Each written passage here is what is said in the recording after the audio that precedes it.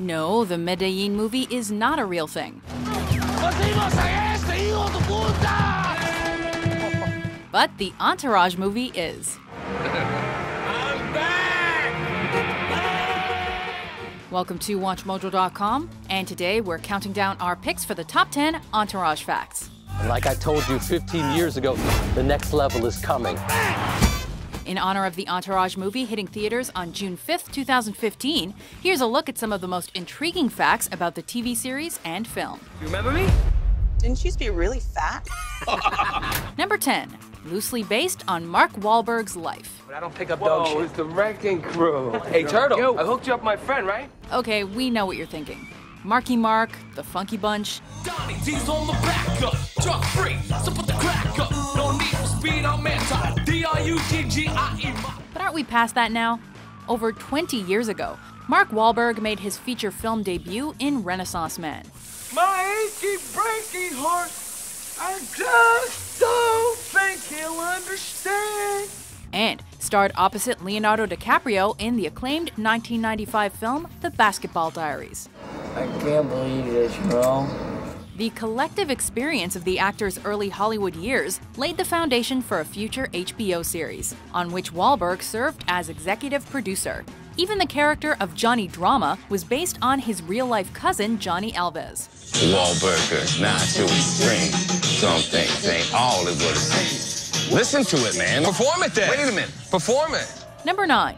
The Harvey Weinstein Effect. You hear me? That's it! You're finished! I will never offer that kid a job again! Portrayed by Maury Chaykin, the character of Harvey Weingarten is a Hollywood boss that most people wouldn't want to mess with. Because next time, I'm not gonna be so kind. I'll kill people. But of course, the show's crew does exactly that by swindling the producer on a consistent basis. That's good, I like that. Yeah, serious, eh? What viewers may not know is that Harvey Weingarten is based on Miramax co-founder Harvey Weinstein, who was initially rattled by his doppelganger and reportedly threatened Kevin Connolly at a party. Barry Gold's gonna catch a snack too! But after his tirade was spoofed on the series, Weinstein called to offer his approval. Harvey! I love you. Sit down. Oh, Hollywood. Backstabbing and handshaking. Just another day at the office. I'll eat your life and trap you out of my tuchus and flush you down the toilet. You'll never work again. Never. Number 8. The origins of Ari Gold. Do I look happy? That Ari Gold can be a real piece of work. That's awful. He's a supreme dickhead and one of the more exaggerated characters to appear on the show. I have work to do. I have hundreds of clients to deal with. And just so we're clear, I don't care about any of them. Well, not so fast. Ari Gold was based on a real person, and his name is Ari Emanuel. Are you asking for client advice? Founder of the esteemed Endeavor Agency and brother of former White House Chief of Staff, Rahm Emanuel. I just want you to know the whole idea of citizenship and residency is a kind of a touchy subject for me. In fact, the college roommate of Emanuel was director Peter Berg, whom Ari Gold once called in season 5. Pete, how are you, buddy? Hello, Ari. My man. What's up, man? In the real Ari's mind, there was no one who could portray him other than Jeremy Piven, and he made sure that deal was signed on the dotted line. You have until the end of the day tomorrow to agree to be rebranded mine. Number 7. The boxing match. Did you ever wonder if Vincent Chase and company watched the Pacquiao-Mayweather fight? Well, they likely were at the fight, at least in theory. But if they watched it at home, it probably would have looked a little odd. Why? Well, because whenever the gang watched boxing on Entourage, it was always the same fight.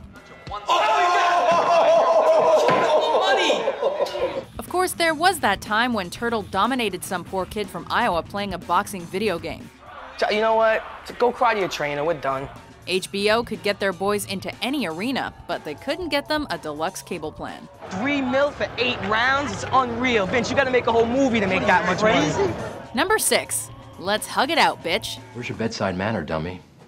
What are you doing bringing up a bad review? Who coined Let's Hug It Out, bitch? None other than Jeremy Piven himself. All right, everyone in this town reads that thing. I got more calls about this stupid-ass thing than I did when my mother passed away, all right? After learning that Kevin Connolly didn't like human contact, Piven got all up in his grill with a touchy-feely encounter that ended with the birth of this classic phrase. We in this together? Are we in it together? Yeah, you're right. Could it really have come from anybody else? Such a line came naturally to Piven, and his delivery made for one of the show's signature moments. You wanna hug it out? No, not really. Let's hug it out, bitch. The next time you embrace with someone special, well, you know what to say. 8 legs big, bitch. Number 5, the Aquaman concept. Aquamom. I love it. Boom! Aquaman! This superhero film destroyed the box office and was directed by the legendary James Cameron. When you're doing a comic book character, it's even more critical that everything be absolutely real. So we had to devise a way for Vince to really breathe underwater. Okay, it's not actually a real movie, but can you imagine how badass it would have been? The concept behind Aquaman was based on Mark Wahlberg's first blockbuster, The Perfect Storm, a slightly different tale starring the wrath of Mother Nature. Here it comes.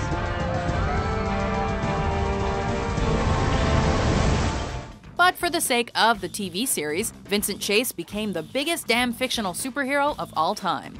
You got the biggest movie star on the planet on your roof right now. Number 4, Rejected and Dejected. One in a series of disasters orchestrated by you since you took the reins of Vince's career. In the beginning, there were TV executives. I could give you a hug and say it's okay that you destroyed your best friend's career. Yes, all it takes are a few grumpy suits to ruin the fun for everybody. And such was the case when Entourage was initially pitched to HBO. Wrong. You know what kills your career?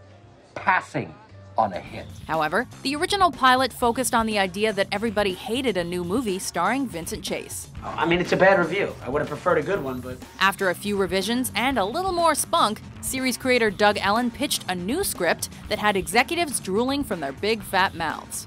Are you smiling? Yeah, I'm smiling. Can you hear me smiling? Listen. You got my balls tingling, man. Number 3, Inherent Porn. You coming to the welcome home party? Remember Johnny Drama's pad from season 4? Well, let's hope he furnished the place himself, because it was the former home of porn star Ron Jeremy. What the heck am I doing here? In fact, it was actually the same building, which led the adult film actor to frequent the set on occasion. What's the problem, Johnny? Oh, no problem, bro. Having the time of my life. You having a good time? Great time. You might say Ron Jeremy was inherent vice for the Entourage crew, since they were filming at an inherently porny location. But at the end of the day, it was Johnny Drama with the porn star name. Everyone, I have an announcement to make. Get the fuck out. Number 2, the revival of E! I'm right here. What are you waiting for?